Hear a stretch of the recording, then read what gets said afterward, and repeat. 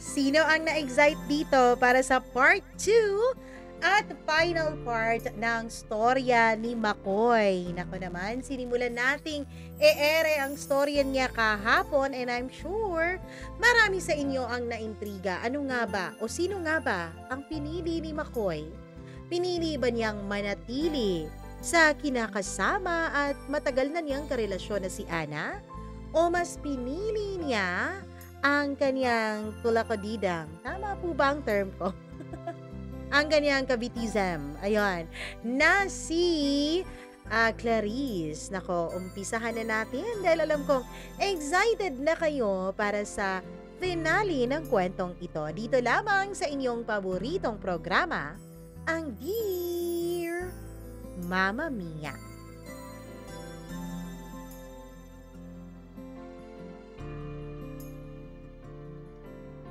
Naguguluhan ako. Hindi ko alam kung ano ang gagawin ko. Nakatayo ako sa harap ng pinto ng bahay namin. Hawak-hawak ko ang susi ng motor.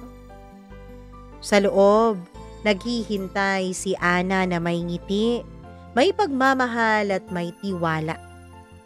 Hindi pa ako nagsasabi sa kanya na aalis ako. Hindi pa ako sigurado. Sa kabilang banda naman, nasa kabilang dulo si Clarice. Isang babaeng makamandag, mapanganib at handang sumabog anumang oras. Hawak ko pa rin ang susi ng motor habang nakatayo sa pintuan ng bahay namin. Parang may dalawang boses na nagsasalpukan sa utak ko. Isang boses na nagsasabing, "Huwag ka nang lumabas, Makoy. Si Ana ang piliin mo. Siya ang mapapangasawa mo. Siya ang magiging ina ng anak mo." Nag-aantay siya. Pero sa isang banda ay isa namang boses, pamilyar, makamandag at nakakalasing. Hindi ko alam noon kung ano ba ang uunahin ko. Isa pa na gumugulo sa akin noon, Mama Mia, ay ang takot na nasa puso ko. Paano kung tototohanin ni Clarice ang banta niya sa akin? Paano kung isisiwalat nga niya kay Ana ang lihim naming relasyon dalawa? Anong mangyayari? Baka sa sobrang stress makunan pa si Ana. Opo, Mama Mia. Sa mga panahong ito ay magtatatlong buwan na pong buntis si Ana. Kaya hindi ko na alam kung ano ang gagawin ko.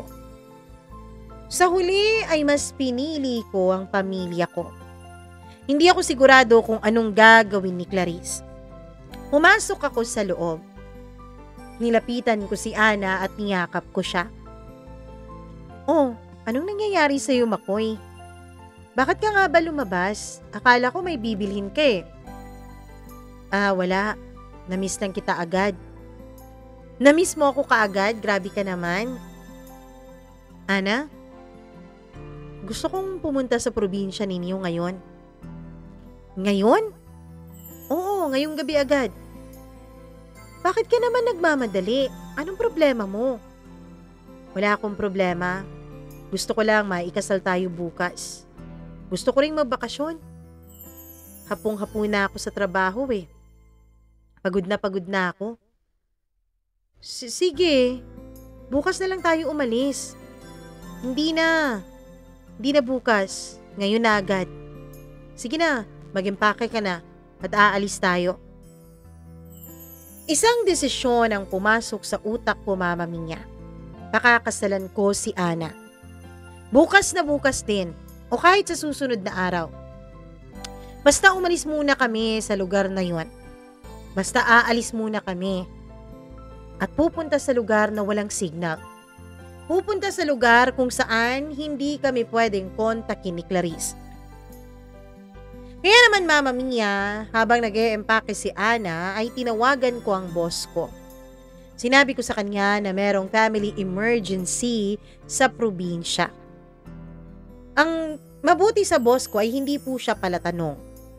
Wala siyang masyadong tinanong sa akin.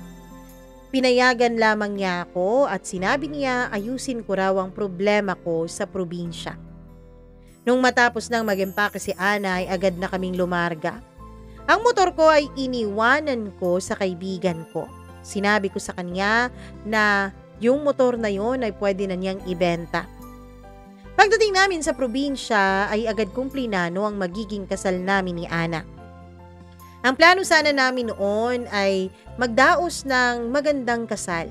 Pero ang sabi ko sa kanya, tsaka na ang church wedding. Kasi buntis na siya eh. Lumalaki na rin ang tiyan niya. Ayoko naman na ipanganak niya ang anak namin na hindi pa kami kasal dalawa. At lalong gusto ko na kung magmarcha man siya sa simbahan ay yung sexy siya at hindi yung lumalaki na ang tiyan niya. Agad namang pumayag si Ana. Kaya sa probinsya, inasikaso namin kaagad ang aming magiging kasal. Nag-submit ako ng resignation sa pamamagitan ng kaibigan ko na siyang tanging nakakaalam kung bakit naging madalian ang aking desisyon na pakasalan ang girlfriend ko. Makalipas lang ang 2 linggo ay dinaos na ang simpleng kasal sa west namin ni Ana. Han, sigurado ka bang dito muna tayo sa probinsya? Oo Han, dito muna tayo. Paano yung negosyo natin doon? Huwag ka mag-alala, ando naman ang mga kaibigan mo at kaibigan ko eh. Gusto ko makapagpahinga ka. At isa pa, gusto ko ring humanap ng trabaho dito. Tuluyan ka na ba talagang nag-resign dun sa trabaho mo? Oo Han. Tapatin mo nga ako, Makoy. Ano ba talaga? Bakit bigla-bigla na lang tayong umalis ng Maynila? Han, mas gusto ko dito sa probinsya. Mas payapa. Isa pa, dun sa Maynila. Masakit ng tenga ko dun eh. Namumroblema na ako dun. Tumataas ang anxiety level ko. Okay, basta sinabi mo. Well, gusto ko rin naman dito sa probinsya, alam mo yan. Mama Mia, kahit takot na takot ako noon, ay pinili ko pa rin na samahan si Ana.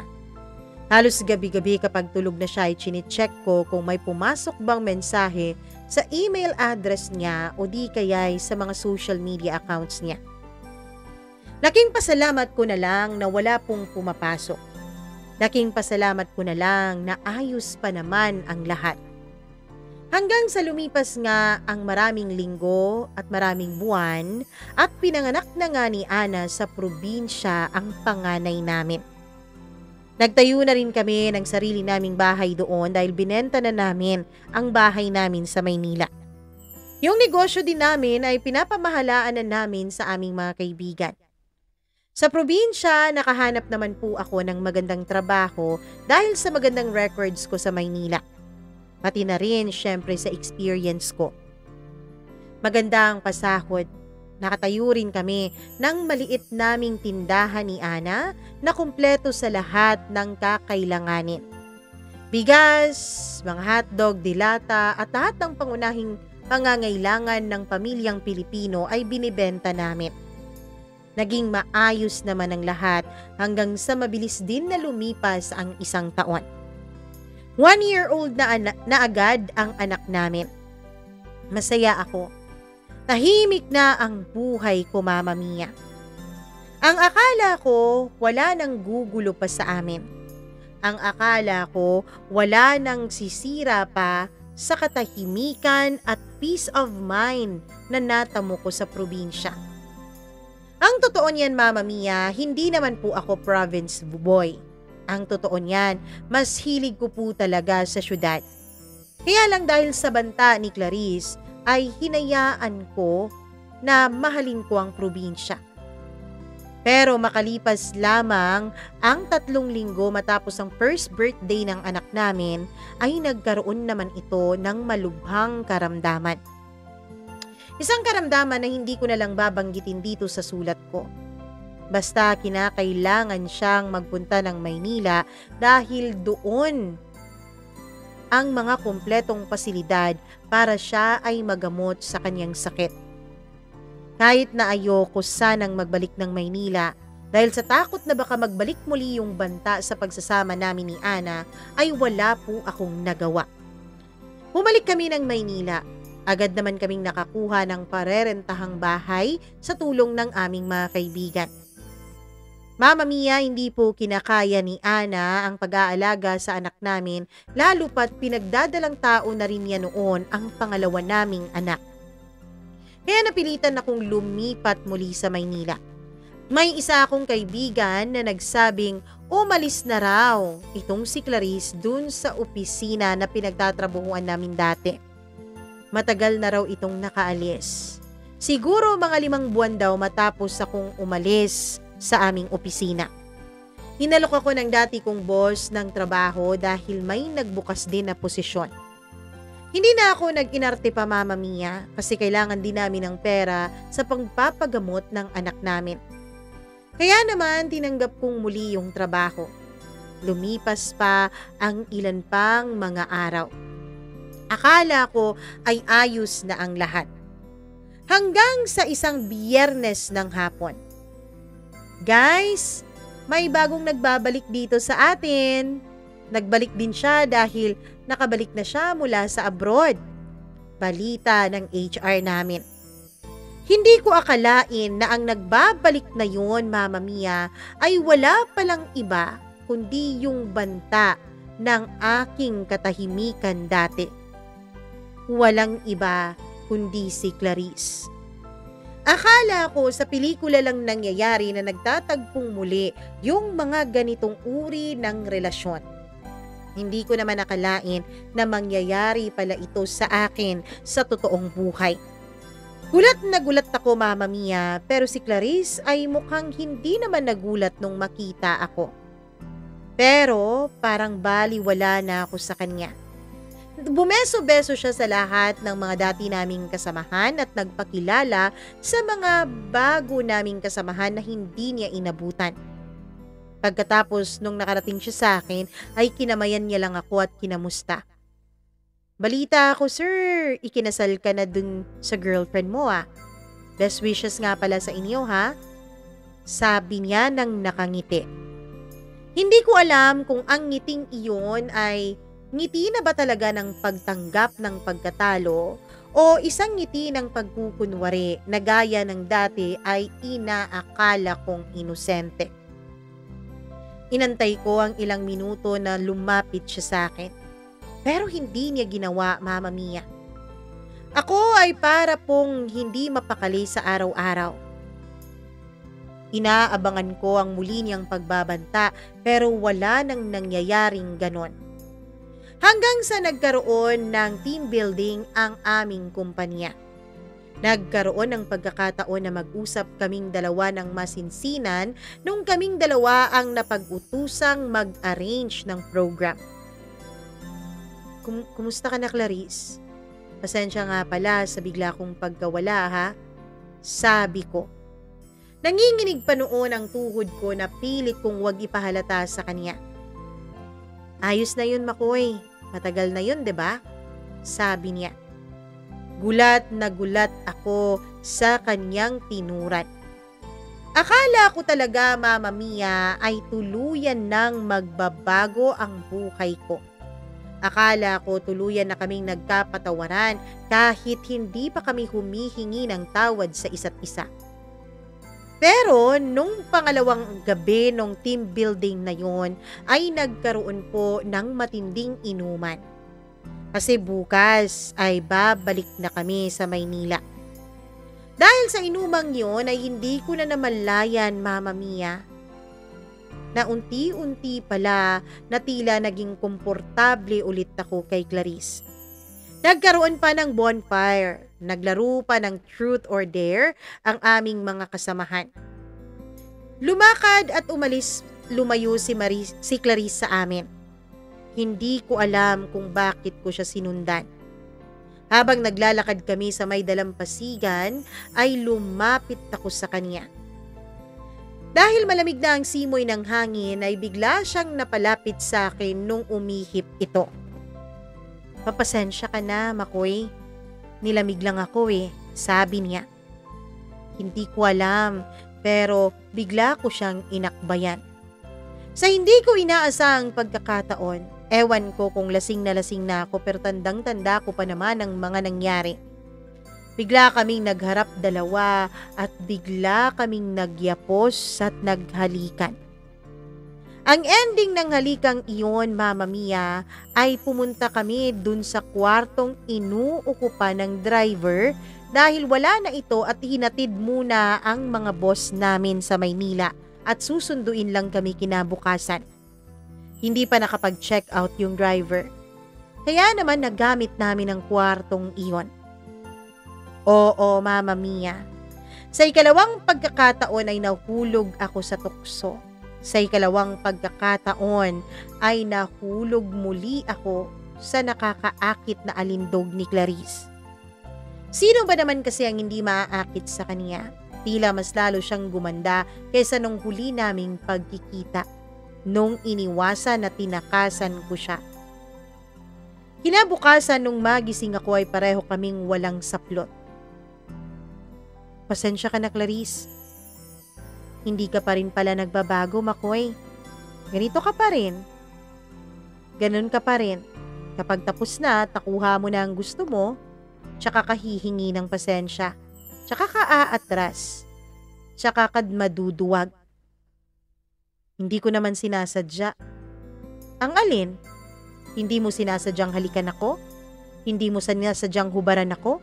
Hindi mo sinasadyang dalhin ako dito at hindi mo sinasadyang pumatong sa akin nang wala na tayong saplot dalawa? Ganito lang ba talaga ako para sa buhay mo, Makoy? Isang parausan? Hindi naman sa ganon. Pwes, Makoy, kung dati pinatawad kita, hindi na ngayon. Hindi ako papayag na maging parausan mo ulit ako. Anong ibig mong sabihin, Clarice? Wala na akong balak, Makoy, na solohin ka. Payag na ako na i-share ka kay Ana. Total, siya naman ang asawa mo, 'di ba? Pero wag na wag mo akong bibitawan na para ba akong isang mainit na kaldero. Ngayon, wag na wag ka nang kakawala sa akin. Hindi ako nakasagot, Mama Mia. Bagkos ay mas lalo pa niya akong tinitigan. Alam ko, Makoy, sa klase ng paghalik mo sa akin kagabi, sa pagiging agresibo mo, alam kong matagal ka nang walang bakbakan. Alam kong matagal ka nang tigang. Hayaan mong ako ang pumuno noon. Hayaan mong ako ang magbigay sa'yo ng pangangailangan mo. Total naman, hindi mo pa rin naman nahihindian tong katawan ko, 'di ba?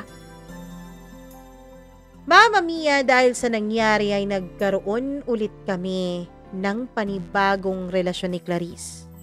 Panibagong apoy. Mula noon ay halos gabi-gabi na rin ulit na may nangyayari sa amin. Bago ako umuuwi kay Ana o pumupunta sa ospital dun sa anak namin, ay dumadaan muna ako kay Clarice. Nagpapahupa muna ako ng init ng katawan. Ang akala ko, Mama Mia, na kapag paulit-ulit na may nangyayari sa amin ay magsasawa na kaming dalawa ni Clarice sa isa't isa. Pero hindi pala yun ang nangyari. Parang mas lalo pang tumitindi ang apoy na dumadarang sa mga damdamin namin. Isang gabi, tinawagan ako ni Clarice. Day off kasi niya ang araw na yon. Sabi niya mag-aantay daw siya sa akin dun sa unit niya. Handa na raw ang lahat para sa aming dalawa. Pinicturan pa niya ang bathtub na punong-puno na ng tubig. Paborito kasi naming dalawa yon. Na-excite na ako. Nagiinit na ang katawan ko. Gustong-gusto ko nang hilahin ang orasan para dumating na ang oras para makaalis na ako sa trabaho. Pero bago pa man dumating ang alas 6 ng gabi kung saan out ko na sa work, ay nakatanggap ako ng tawag mula kay Ana. Ang sabi niya sa akin, Mama Mia, ay kailangan daw kami ng anak namin. Ang sabi niya ay tinawagan daw siya ng doktor at meron daw itong sasabihin tungkol sa bata. Ikaw na muna dyan, may overtime ako ngayon eh. Makoy, ano ba? Lagi ka na lang nag-o-overtime. Kailan mo ba bibigyan ng oras tong anak natin, ha? Malapit na rin akong manganak, Makoy. Kailangan namin yung oras mo. Ana, alam mo naman, 'di ba? Alam mo naman na lahat ng pwede nating pagkakitaan ngayon, kailangan natin. Kailangan natin ng pambayad sa ospital, lalo pat manganganak ka na. Basta, Makoy, aantayin kita sa ospital, ha? Sabi niya at hindi na niya ako inantay pang sumagot at pinatay na niya ang cellphone. Pinikit ko ang mga mata ko, Mama Mia. Hindi ko alam kung anong uunahin ko. Pero biglang nag-chat sa akin si Clarice. Picture niya. Nasa bathtub siya, Mama Mia, at wala nang kahit na ano pang saplot. I'm waiting, sabi niya sa caption. Mama Mia, dali-dali akong umalis. Nasa kalsada na ako, nasa kotse at nagmamaneho. Papunta na ako, hindi sa anak ko, kundi kay Clarice. Kailangan munang humupa ang init na nararamdaman ko bago ko harapin ang asawa ko at ang panibago na namang pagsubok sa aming pamilya. Hindi ko alam kung anong puwersa ang humihila sa akin papunta kay Clarice. Kung puwersa ba ng pagnanasa o puwersa ba ng isang bagay na higit pa doon? At puwersa ba ng isang problema na pilit kong tinatakasan sa aming bahay? Pagdating ko sa unit ni Clarice ay agad akong sinalubong ng malamig na hangin mula sa aircon. Kumakabog ang dibdib ko, parang hinahabol ng oras. Pagpunta ko sa kwarto at sa banyo ay halos nanikip ang dibdib ko. At nang bumukas ang pintuan ng banyo ay naroon siya, si Clarice. Nakasuot ng manipis na silk robe, nakangiti at parang walang takot. Akala ko hindi ka na darating, ah. Di ba sabi mo, may emergency sa ospital? Sabi niya habang dahan-dahan na lumalapit. Clarice, alam nating parehong mali ito. Hindi dapat tayo umabot sa ganito. Pero hindi ko na rin mapigil ang sarili ko. Bago ko pa matapos ang sasabihin ko ay inilapat na niya ang daliri niya sa labi ko. Shh! Huwag ka nang magsasabi ng kung ano-ano. Nandito ka na. At alam kong gusto mo rin to. Ramdam kong unti-unting nawawala ang lakas ng loob kong tumanggi sa kanyang paanyaya. At bago ko pa mapigilan ang sarili ko ay hinalikan na niya ako. Isang halik na punong-puno ng kapangyarihan ng tukso at ng nag-aambang dilubyo. Parang nakalimutan ko ang lahat, Mama Mia. Ang asawa kong si Ana na nagdadalang tao, ang tahanan namin at ang pangakong inukit ko sa kanya, pati na rin ang anak namin na nasa ospital. Ang tanging naroroon lamang ay si Clarice at ang init ng katawan niya. At ang kakaibang delikadong pakiramdam na baka anumang oras ay may makaalam sa sikreto naming dalawa. Habang lumalalim ang gabi ay lalong humihigpit ang pagkakatali ko kay Clarice. Pero sa gitna ng lahat ay bigla siyang bumulong. Makoy, paano kung dumating ang araw na malaman ni Ana ang lahat? Ano ang gagawin mo? Nanlamig ako sa sinabi niya. Clarice, huwag mo nang idamay si Ana. Kung gusto mo akong saktan, kung gusto mo ako, andito lang ako lagi. Ngumisi siya, mapanukso at mapanganib. Alam mo ba, nung iniwanan mo ako dati at tumakas kayong dalawa? Alam mo bang gusto na kitang iskandaluhin, ha, Makoy? Pero sabi ko sa sarili ko, hindi ka worth it. Kaya lang, nung wala ka na, nang lumilipas ang araw, ay hinahanap-hanap kita. Hinahanap-hanap ka ng katawan ko. Hinahanap-hanap ko ang init mo. Kaya nga nagdesisyon akong mag-resign at mag-abroad na lang. Akala ko makakalimutan kita doon. Marami akong nakasama, Makoy. Hindi lang ikaw. May mga foreigner. Pero walang kasing galing mo.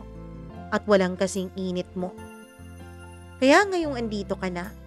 Ngayong nararamdaman ko na gusto mo rin na maulit muli ang mga nangyayari sa atin, ay hindi ko nahahayaang mawawala ka ulit.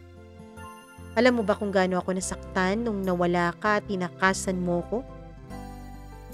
Clarice, akala ko ba hindi mo na ako aagawin kay Ana? Akala ko rin, Makoy eh. Pero mababaliw at nababaliw ako sa bawat pagkakataong hindi kita kasama at alam kong kasama mo siya. Nababaliw ako sa kakaisip na baka magkasama at magkaulayaw kayo sa kama gaya ng ginawa natin kanina. Naisip ko, dapat makaganti ako sa inyo. Dapat masaktan ko rin kayo gaya ng pananakit niyo sa akin. Mama Mia, dun ako nataranta. Clarice, wag mong idamay si Ana. Wala siyang kaalam-alam. Huwag mo siyang saktan. Kung gusto mong gumanti sa akin na lang. Pero mas masarap kung siyang masasaktan, hindi ba? Masarap yun. Para malaman mo na akin ka lang. Doon ko naramdaman, Mama Mia. Hindi lang talaga basta-bastang tukso si Clarice. At ako ay isa itong baliw na lalaki na nagpaggamit ulit sa kanya. Isang lalaki na nagpatukso at nagpadala ulit sa kanyang mga magagandang salita at maalindog na katawan. Isa siyang bagyo. Isa siyang dilubyo na kapag hindi ko tinigilan ay gugunawin ang lahat ng pinaghirapan ko. Pero ang tanong, kaya ko pa bang huminto? Alam ko, Mama Mia, alam ko na hindi basta-basta magbibitaw ng mga salitang ganun si Clarice kung wala siyang ebidensya. Bandang madaling araw ay umuwi na ako. Hindi na ako pumunta ng ospital. Tahimik ang bahay. Pagpasok ko ay nakita ko si Ana na nakatulog sa sofa. May hawak pang cellphone. Siguro hinihintay niya ako buong gabi. Lumapit ako at tinakpan ko siya ng kumot. At nang makita ko ang mapayapa niyang mukha ay halos madurog ang puso ko.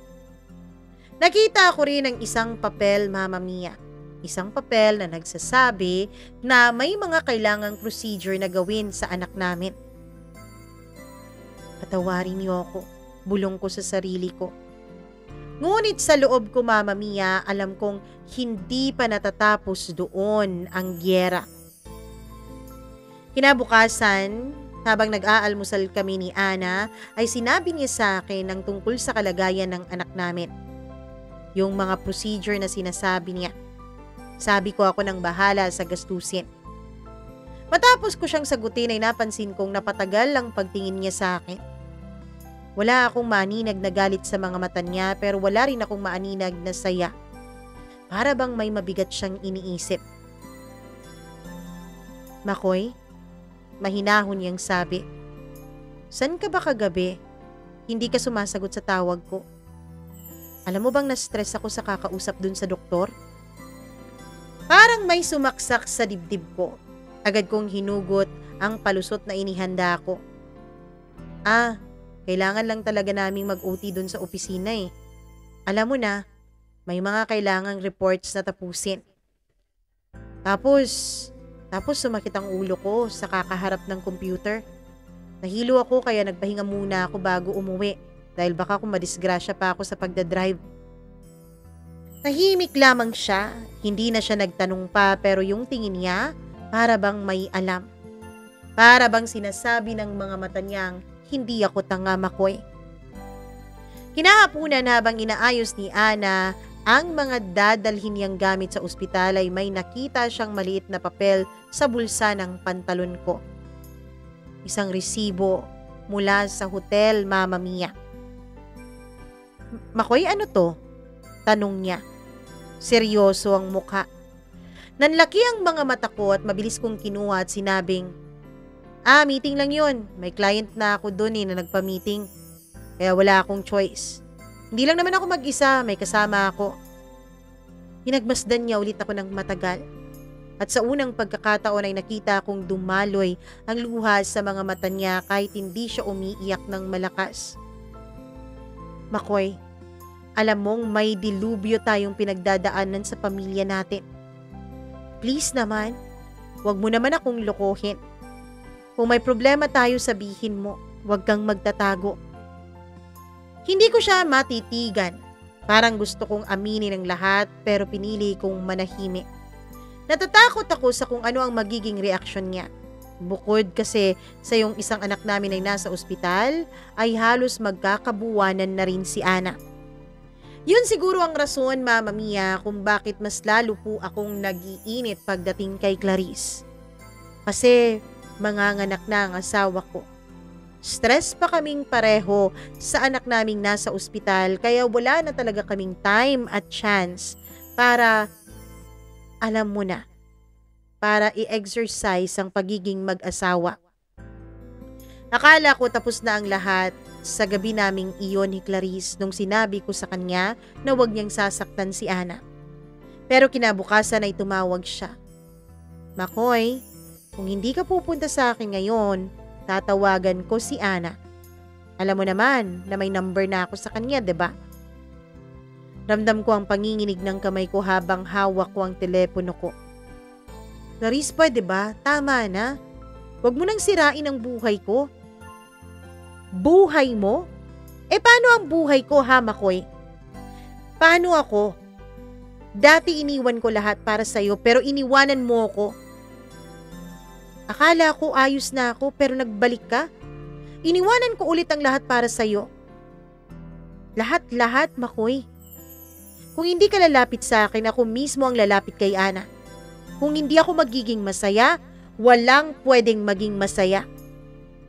Nagbanta siya, Mama Mia, at alam kong kayang-kaya niya yung gawin. Pakiramdam ko ay unti-unti na akong sinasakal hanggang sa hindi na ako makahinga.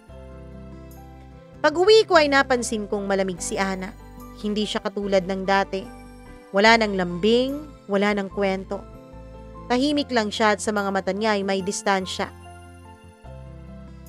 Medyo maayos-ayos na raw si Junior, sabi ng doktor niya. Naging successful daw yung mga procedure na ginawa sa kanya. 1 linggo na lang at makakalabas na ang anak natin.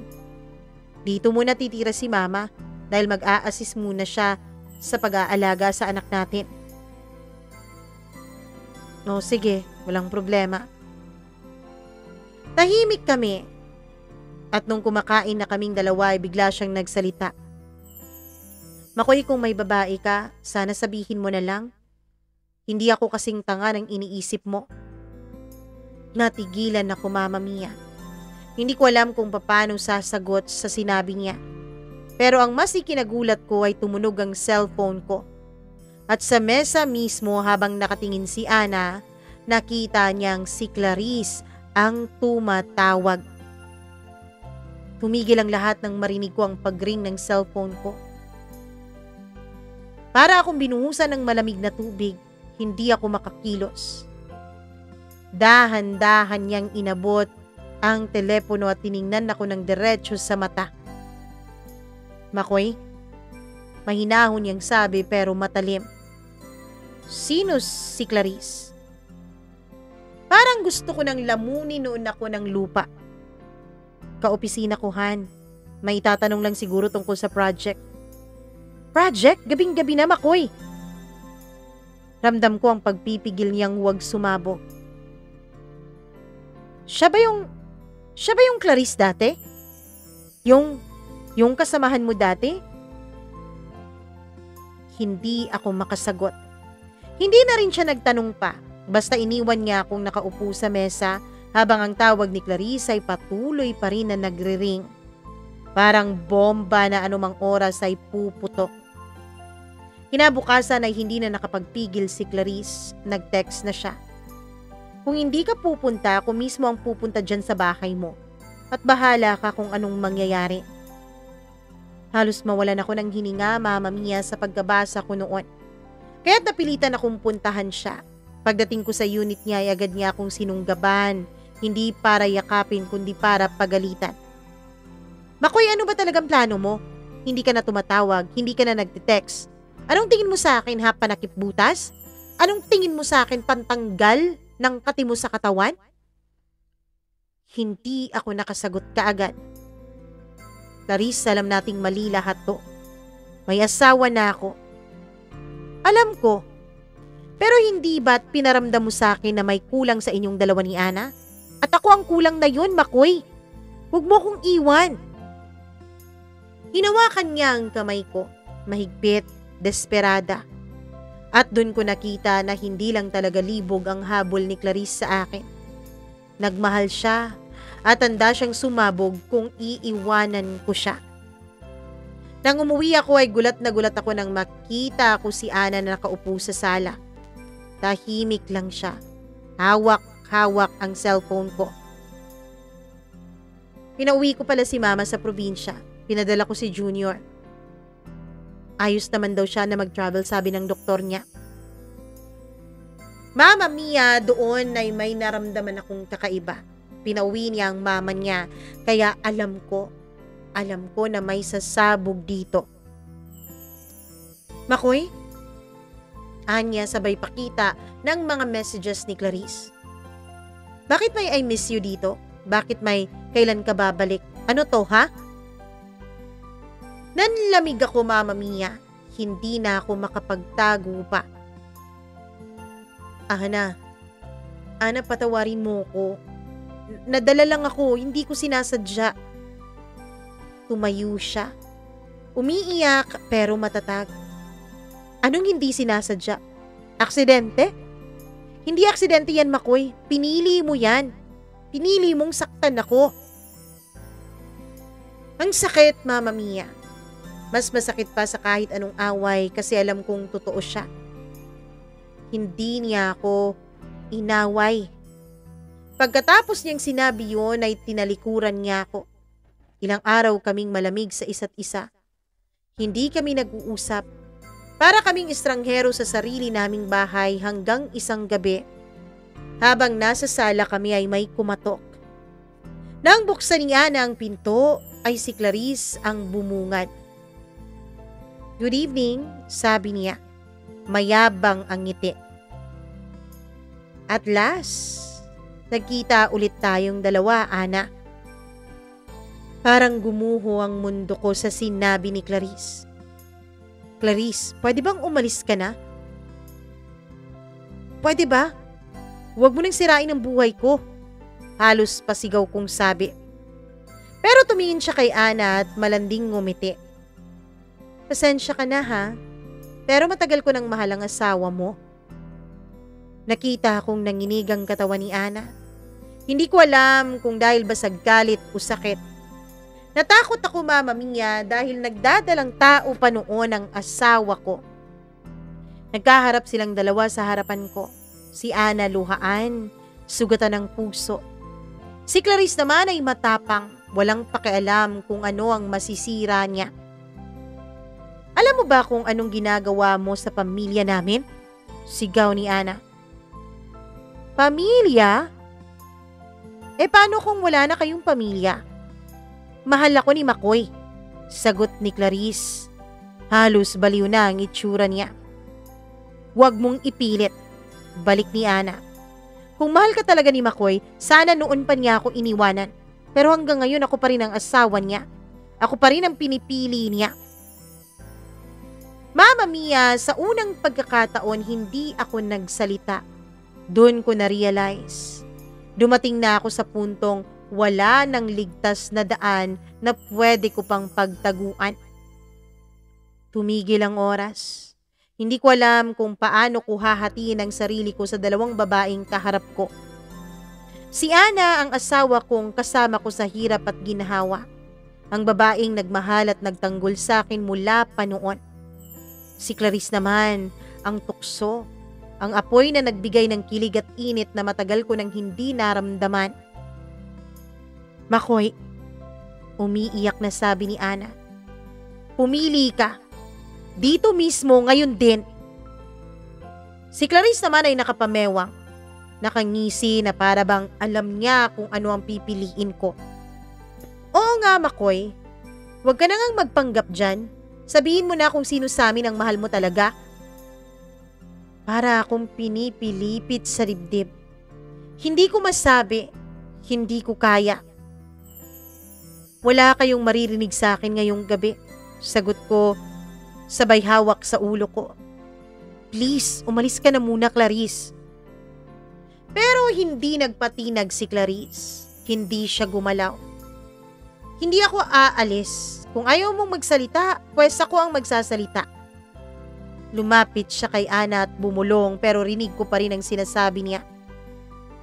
Alam mo bang habang tulog ka sa gabi, ako ang iniisip niya? Alam mo bang habang tulog ka, umuungol ako sa cellphone niya? Nakita kong tumulo ang luha ng asawa ko. Doon ako tuluyang gumuho. Kinabukasan, Mama Mia, hindi ko na mahanap ang aking asawa. Nagising akong wala si Ana sa kama. Wala rin siyang iniwan ng sulat. Nataranta ako at tinawagan ko siya pero hindi siya sumasagot. Pagdating ko sa opisina ay may kumalat na usap-usapan. May mga empleyadong nagbubulong-bulungan habang tinitingnan ako. Pagbukas ko ng email ay halos himatayin ako, Mama Mia. Isang anonymous account ang nagpadala ng mga litrato kong hubad kasama si Clarice.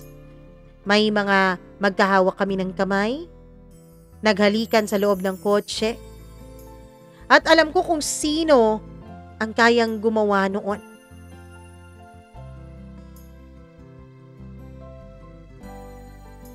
Hapon noon pumunta ako kay Clarice. Ikaw ba ang kumuha ng mga litrato natin, ha? Galit na galit kong tanong. Napahalakhak siya.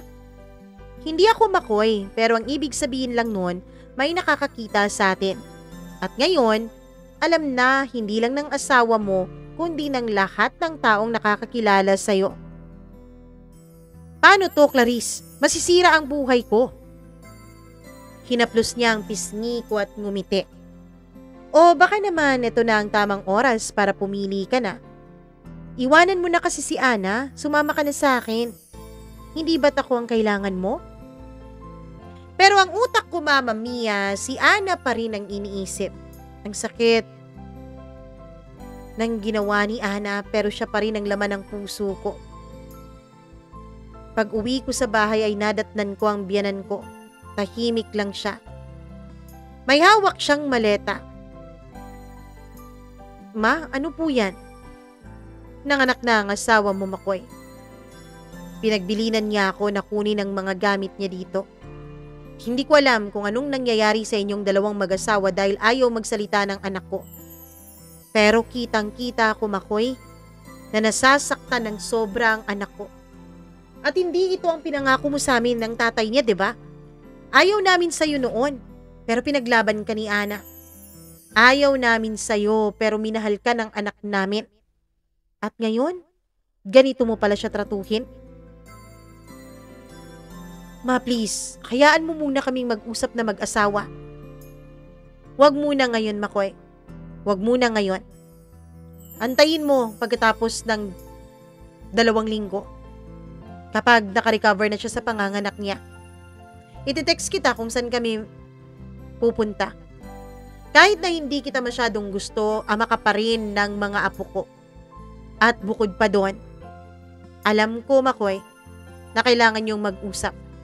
Kahit hindi ko alam kung anong pinagdadaanan ninyong dalawa, alam mo, napabor pa rin ako na maayos ang relasyon ng mag-asawa. Mama Mia, hindi ko alam kung paano ko haharapin ang biyanan ko nung mga panahon na yon. Pero nagpasalamat na lang ako. Nagpasalamat na lang ako dahil hindi niya sinarado ang pintuan para makapag-usap kami ng anak niya. Matapos ang 2 linggo, hindi pa ako nakaka-receive ng text mula sa aking biyanan.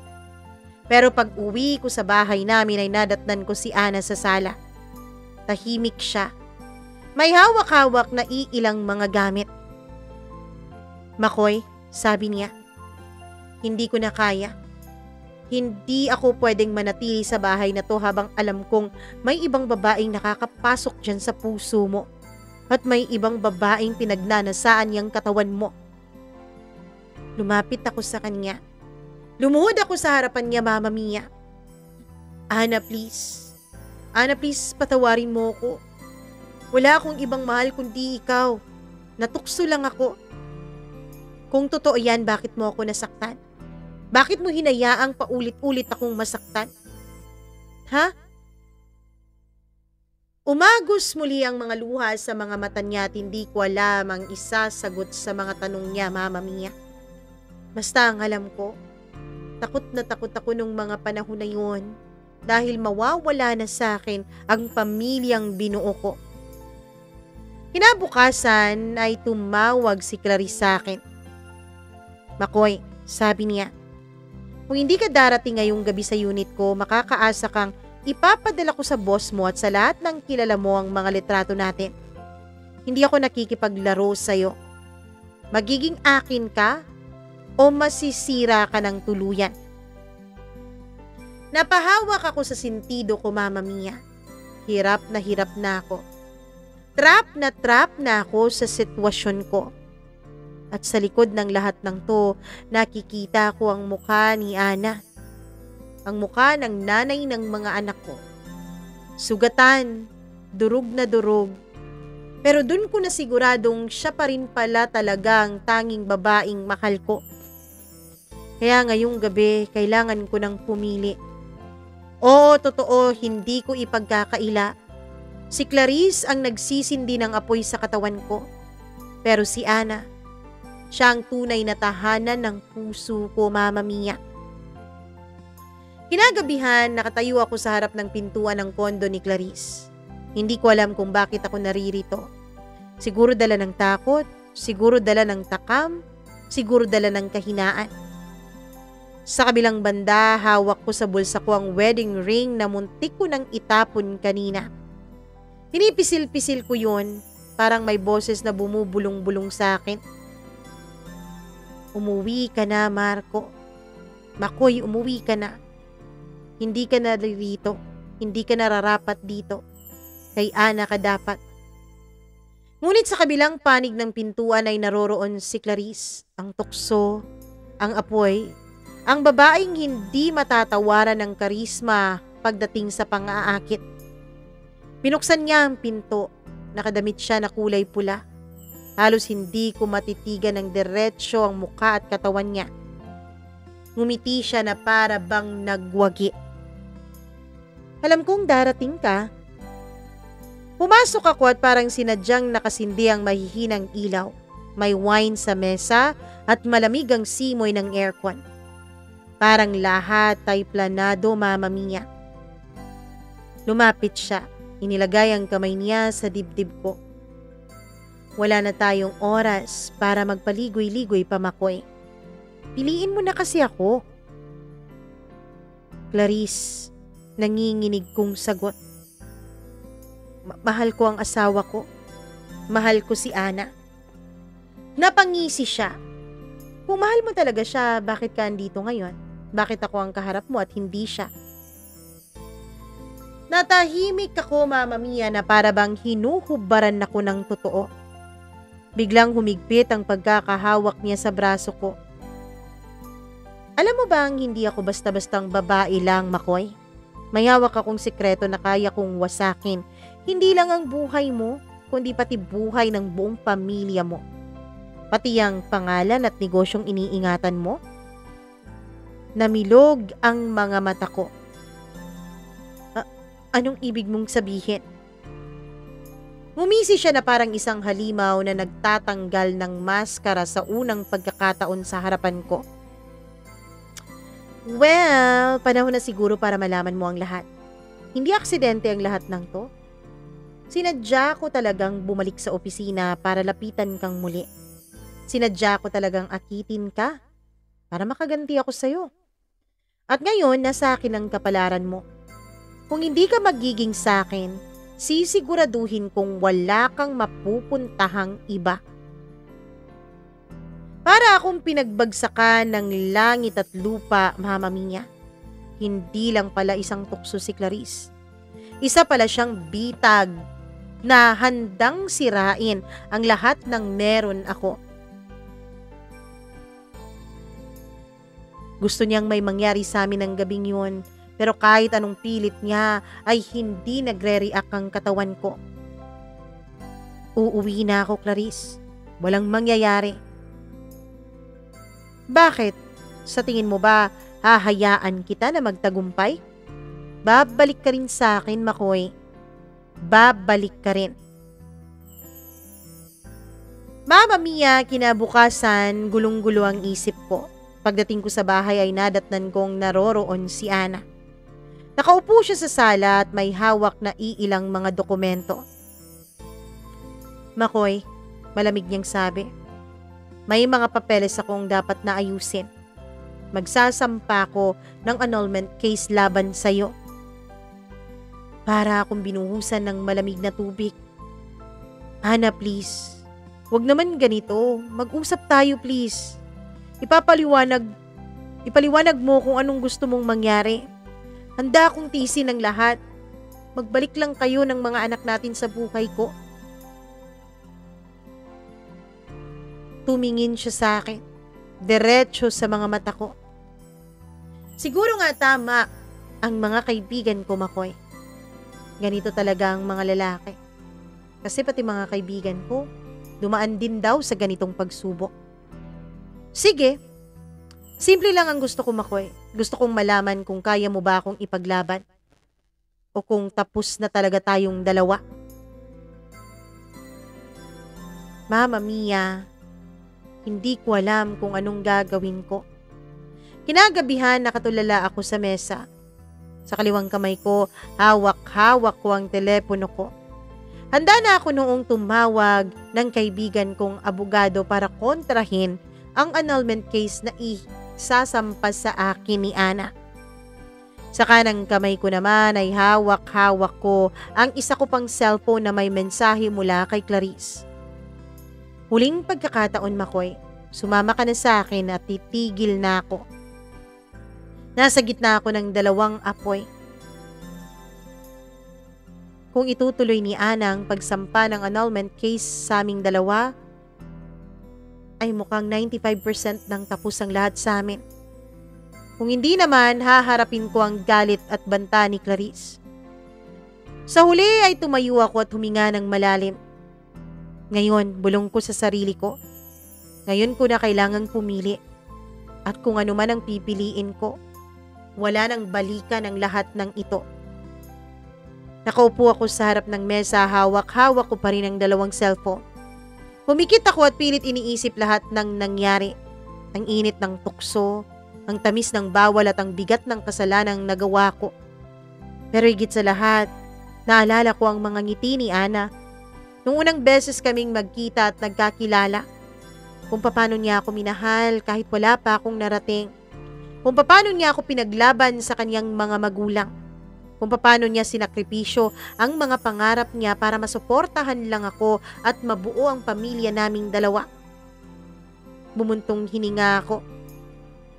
Hindi ko kayang sirain ang babaeng yon. Kinuha ko ang cellphone ko at nag-reply kay Clarice. Tapos na tayo. Huwag mo na akong kontakin pa. At kung sisirain mo ako, sige. Handa akong harapin ang paninira mo. Pagkatapos noon ay kinontak ko si Ana. Tinawagan ko siya. Nasaan ka? Gusto kitang makausap. Sinabi niya sa akin ang hotel room na kinaroroonan niya. Hindi pa pala siya umuwi ng probinsya dahil inaasikaso pa niyang pagsampa ng annulment case sa akin. Pumunta ako sa hotel na sinasabi niya. Ayaw niya akong papasukin dahil hindi niya sinasabi sa akin ang kanyang room number pero nag-antay ako. Sabi ko, kahit ilang oras at ilang araw ako dun sa labas ng hotel ay aantayin ko siya. Makalipas ang 4 na oras, Mama Mia, ay tinext niya sa akin ang room number niya. Wala pang 2 minuto ay nakarating na ako sa harap ng pintuan ng hotel room na yon. Kumatok ako At nung bumukas yun ay niyakap ko siya ng mahigpit. Ana, alam kong nagkamali ako. Big time. Pero ikaw ang mahal ko. Kahit anong mangyari, kahit masira ako, kahit bumalik ako sa umpisa, ayos lang. Ikaw ang pipiliin ko palagi. Hindi na ako bibigay sa tukso. At kung gusto mong maghiwalay tayo, sige tatanggapin ko. Pero bago ang lahat, ipaglalaban muna kita. Tumulo ang luha sa mga mata niya. Makoy, alam mong simulat sa Paul, pamilya lang natin ang mahalaga sa akin. Hindi ko alam kung kaya pa ba kitang pagkatiwalaan ulit. Pero salamat. Salamat kasi kahit alam kong maraming banta yung Clarice na yun sa karera mo, sa buhay mo, sa pamilya natin ay pinili mo pa rin ako. Mama Mia, pinatawad ako ng asawa ko. Pero sabi niya, hindi siya sigurado kung may babalik pa ba niya ang pagtitiwalang muli sa akin. Hindi nagtagal ay bumagsak nga ang mga banta ni Clarice. May kumalat na chismis sa opisina. May naglabas ng ilang peking dokumento na kesyo sangkot daw ako sa katiwalian sa office. Sa mga under the table daw sa mga projects. Pero handa na ako. Lumapit ako sa board of directors at pinakita ko ang mga ebidensya ng mga texts, audio recording at mga emails ni Clarice sa akin. Yes, Mama Mia, simula po nung gumawa ng mga ebidensya si Clarice laban sa akin ay gumawa din ako ng mga ebidensya laban sa kanya. Sinabi ko na si Clarice mismo ang may pakana ng lahat. Na sinadya niyang lagyan ng patibong ang buhay ko para makuha niya ang gusto niya. Nabunyag ang lahat. Ang dating mabango at respetadong pangalan ni Clarice ay unti-unting nasira. Hanggang sa tinanggal na nga siya sa opisina. Ako din naman, Mama Mia, ay natanggal din dahil sa illicit affairs. Bawal kasi ang mga immoral na relasyon sa opisina. Pero hindi ako pumayag na ako lang. Pati si Clarice ay natanggal. Makalipas ang ilang buwan ay unti-unti akong bumangon mula sa gulo. Kaming dalawa ng asawa ko ay nagsimula kaming magpunta sa mga marriage counselors. Hindi madali. Puno pa rin ang sakit pero may pag-asa na. Isang gabi nakaupo kami sa terrace, hawak niya ang kamay ko. Makoy, mahina niyang sabi. Hindi kita agad pinatawad pero nakikita ko ang pagsisikap mo. Susubukan kong magsimulang magtiwala ulit sa'yo. Hindi ko alam kung kailan, pero susubukan ko alang-alang sa mga anak natin. Umiti ako habang pinipisil ang kamay niya. Ana, ito ang pangako ko sa'yo. Wala nang lihim, wala nang tukso. Tayo na lang hanggang sa huli. Mama Mia, hindi na po ako naghanap pa ng bagong trabaho. Bagkus, yung naipon ko at yung separation pay na nakuha ko sa kumpanya ay itinayo namin ng isang maliit na negosyo kung saan asawa ko lagi ang kasama ko sa araw-araw. Sa huli natutunan ko na ang tukso ay parang apoy. Nakakaakit, nakakahumaling at nagbibigay ng kakaibang init. Pero kung bibigay ka, siguradong susunugin ka at ang lahat ng meron ka sa buhay. At sa gitna ng lahat ng mga napagdaanan naming dalawa ng asawa ko ay napagtanto ko. Ang tunay na pagmamahal ay hindi perpekto. May mga sugat, may pagkukulang at may mga lihim. Pero kung pipiliin mong lumaban araw-araw, yun ang tunay na sukatan ng katapangan at pagmamahal.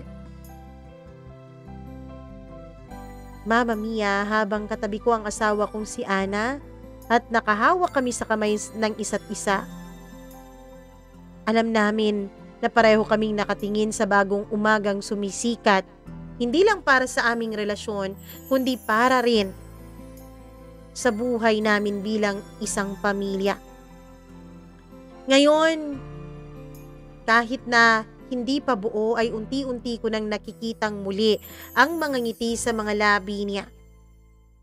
At sa puso ko isang bagay lang ang malinaw. Nagkamali ako pero maswerte ako. Maswerte ako dahil binigyan ako ng pagkakataon ng asawa kong piliin ang tama. At sa pagbibigay niya ng pagkakataon na yon, dun nagsimula ang aming panibagong kwento. Isang kwento na punong-puno ng pagbawi. Oo, Mama Mia. Pinangako ko sa sarili ko at sa asawa ko na babawi ako sa kanya at sa pamilya namin. Babawi ako at magiging mabuting ama at asawa. Hanggang dito na lamang po, lubos na nagsisisi at pilit na bumabangon. Makoy.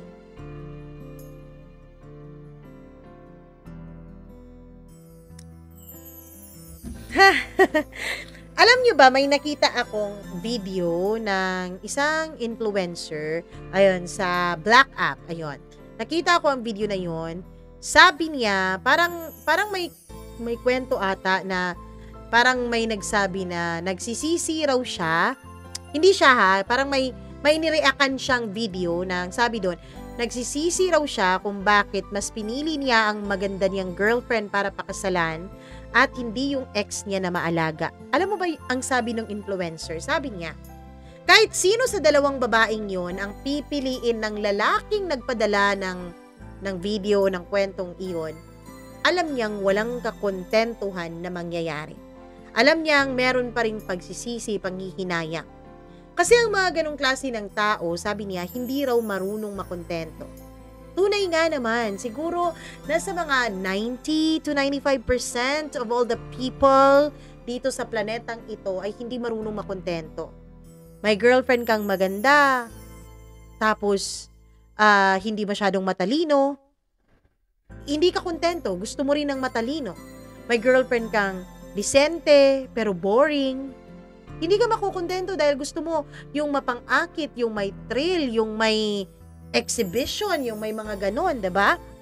So kahit kailan, hindi ka talaga makukontento. At kung ikaw ang klase ng taong hindi marunong makontento, wala ka talagang kakontentuhan dahil walang perpektong tao sa mundo. Lahat, bawat isa sa atin ay may kakulangan. Merong maganda, matalino, mayaman, pero hindi naman masyadong hands-on sa pag-aalaga. Merong maalaga, pero walang time na alagaan ang sarili niya. Walang time para bumuo ng karera niya. Walang time para, alam mo na, magpa-sexy at kung ano-ano pa man.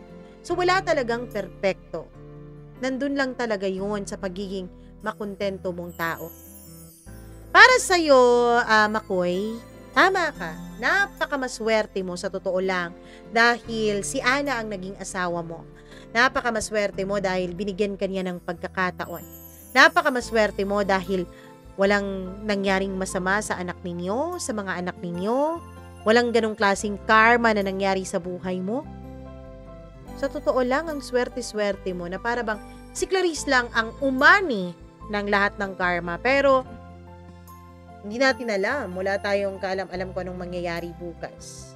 Sana tuloy-tuloy na ang pagbabago mo. Sana tuloy-tuloy na talaga yung wala ng lihiman, yung wala ng tukso, yung ganon. Kasi alam nyo, babae o lalaki, sa oras na ikumpara ninyo ang buhay ninyo sa ibang tao, ikumpara ninyo ang inyong mga asawa sa ibang mga asawa, ang inyong mga boyfriend at girlfriend sa ibang mga boyfriend at girlfriend, dun mag-uumpisa ang pagkasira ng kung ano man ang inumpisahan ninyong dalawa. Dahil lagi ko ang sinasabi dito, meron at merong tukso. Walang buhay na walang tukso. Walang buhay na walang panunukso. Meron at meron yan. Pero, nasa tao yan kung sasalubungin, haharapin, lalabanan, o iiwasan niya ang tukso. Nakakatakot ang mga ganitong uri ng kwento, lalo na para sa amin na mga may asawa, nakakatakot. Paano kaya kung mangyari ito sa amin? Dahil di ba nga sabi nila, meron at meron talagang mga ganung pagsubok raw. Hindi ko alam kung magiging Ana ba ako na mapagpatawad, mapagbigay ng panibagong chance, o maging iba akong babae na talagang bibitaw na. Siguro, iba nga talaga ang usapan kapag buo na ang pamilya. Ibig sabihin may mga anak na, may mga ganun na. Iba na siguro talaga ang usapan kapag ganun. Di ko alam eh. Anyways, para sa iyo, Makoy, maraming salamat sa pagbabahagi mo ng iyong kwento dito sa atin, na alam mo naman talaga na naiinis ako sa iyo kasi 2 beses kang nakatakas ka na nung una, bumalik ka pa talaga. Pero anyways, kwento mo yan, buhay mo yan, kaya wala kaming magagawa dyan.